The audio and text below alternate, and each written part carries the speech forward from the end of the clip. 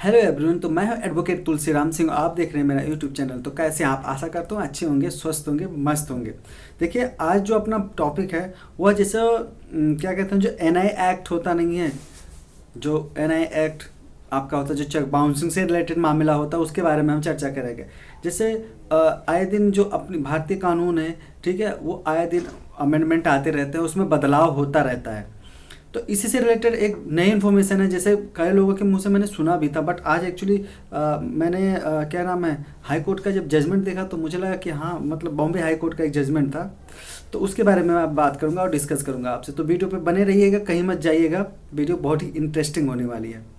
जैसे क्या होता है, जब हम किसी को कभी जनरली होता क्या है कि जब कोई किसी को पेमेंट देता है तो उसमें क्या करता है कि चेक ले लेता है, वो क्या कहते हैं, एक गारंटी के तौर पे कि बंदा भगेगा नहीं, और चेक ले लेता है। होता क्या, आपको एक आम आदमी अगर चेक लेता है और check by the way bounce हो जाता है, तो एनआई एक्ट में 138 का केस कर सकता है। ठीक है, सीएमएम के यहाँ केस फाइल होता है, ट्रायल चलता है।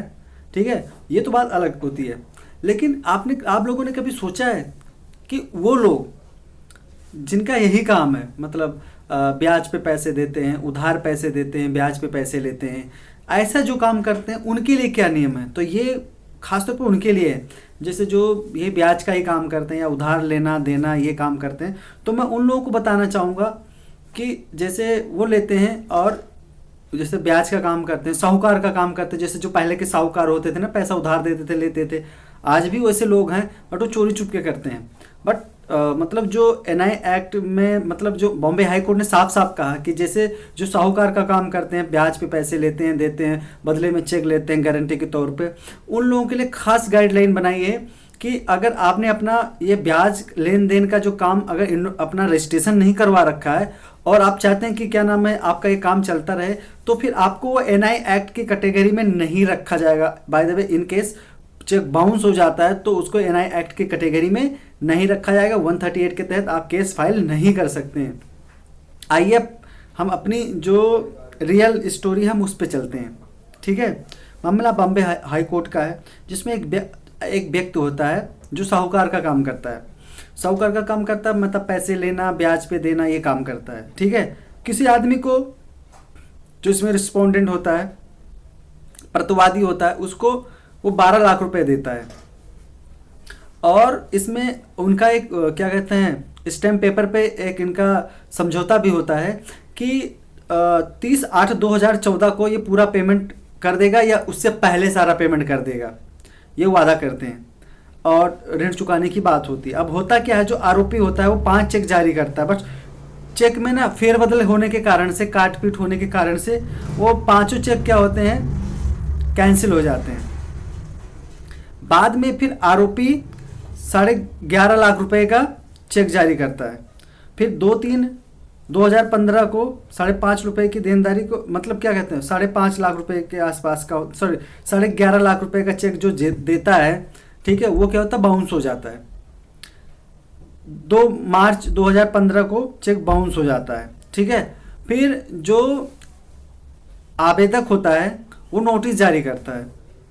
नोटिस जारी करने के बाद में क्या होता है, वो जो प्रतिवादी होता है वो पैसे तो देता, रिस्पोंडेंट होता है पैसे तो देता नहीं है। बाद में क्या होता है, उस मामला को ट्रायल कोर्ट में पेश किया जाता है। जो क्या कहते हैं, जिला क्या कहते हैं, आपके जो सीएमएम होते हैं उनके यहाँ फाइल किया जाता है केस। फाइल करने के बाद में क्या होता है, एक्चुअली वो साहूकार होता है। जब बाद में सारा रिकॉर्ड, सारी चीज, डॉक्यूमेंट चेक किया जाए तो पता चलता है कि वो साहूकार है, वो भी बिना रजिस्ट्रेशन के ही साहूकारी का काम करता है। तो कोर्ट क्या करती है, उस केस को सीधा रिजेक्ट कर देती है, खारिज कर देती है। कहती है कि ये क्या कहते हैं, एनआई एक्ट के दायरे में नहीं आता है, क्योंकि ये साहूकार का काम करते हैं और इन्होंने अपना रजिस्ट्रेशन नहीं करवा रखा है। फिर जो आवेदक होता है, जो याचिकाकर्ता होता है, वो परेशान हो जाता है, अपीलांट होता है, परेशान हो जाता है, वो सीधे बॉम्बे हाई कोर्ट जाता है। बॉम्बे हाई कोर्ट में भी यही चीज रखी जाती है। तो बॉम्बे हाई कोर्ट क्या करते हैं, जो ट्रायल कोर्ट का जजमेंट होता है उसको बरकरार रखती है। वो साफ कहती है और सहमति जताती है कि जो ट्रायल कोर्ट ने जो फैसला सुना है वो बिल्कुल सही है। अगर कोई व्यक्ति साहूकार का काम करता है और अगर उसने अपना रजिस्ट्रेशन नहीं करवा रखा है, तो अगर चेक बाउंस होता है या ऐसा मामला आता है, चेक अनादर का मामला आता है और चेक बाउंस हो जाएगा, तो उसमें क्या होगा, वो एनआई एक्ट 138 को क्या कहते हैं से प्रभावित नहीं होगा, मतलब क्या कहते हैं वो उस कैटेगरी में नहीं आएगा, वो चेक बाउंसिंग का मामला मतलब केस नहीं कर सकता। और वो भी जो माननीय हाई कोर्ट महोदय होते हैं क्या करते हैं, उस केस को ना रिजेक्ट कर देते हैं, खारिज कर देते हैं। तो आगे से आप लोग याद रखिए, खासतौर पर मैं उन लोगों को कहना चाहूँगा जो साहूकार का काम करते हैं, एक कॉमन मैन है, मतलब जो ऐसा नहीं करते हैं, प्रोफेशनल नहीं है, क्या उनका काम है ब्याज पे पैसे देना या पैसे उधार देना, लेना देना, उनके लिए तो दिक्कत नहीं है, वो तो एनआई एक्ट में आएगा। बट उन लोगों के लिए ये मैसेज है जो साहूकार का काम करते हैं, पैसे लेना देना, ब्याज पे लेना देना, 10% 20% जैसे भी, 7% 8% जैसे भी उनका कार्य होता है, तो उन लोगों के लिए खास तौर पर ये नियम है कि देखिए, अगर आप साहूकार का काम करते हैं, जिसको साहूकार कह सकते हैं आम भाषा में, तो आप अपना रजिस्ट्रेशन जरूर करवा लें। अगर आप ऐसा नहीं करवाते हैं तो इन केस इन फ्यूचर में अगर आपका कोई चेक आपके क्लाइंट द्वारा या आपके उधारकर्ता द्वारा कोई चेक दिया जाता है, अगर वो बाउंस होता है तो उसके ऊपर आप केस नहीं कर पाएंगे। बस आज ये इतना ही था, फिर मिलूंगा एक नई वीडियो के साथ। अगर ये वीडियो समझ में नहीं आया होगा तो आप मुझे कमेंट करके बताना, मैं इस वीडियो को दोबारा समझाने की कोशिश करूंगा, दोबारा बनाऊंगा, ताकि मैं चूँकि ज़्यादा विस्तार से बताने से क्या होता है, वीडियो लंबी हो जाती है, तो जो सब्सक्राइबर होते हैं या जो देखने वाले होते हैं क्या होते हैं, वो उस चीज़ से उबने लगते हैं, कहते हैं कितना बड़ा लंबा वीडियो हो गया, खींच खींच के बना रहा। तो उस चीज़ को मैंने नहीं डालते, मैंने शॉर्टकट में बताने की कोशिश की। नहीं समझ में आएगा तो कमेंट करना, मैं आपको एक विस्तार से बता दूंगा। तो आशा करता हूँ आप लोग समझ गए होंगे। फिर मिलेंगे एक नई वीडियो के साथ, तब तक के लिए जय हिंद।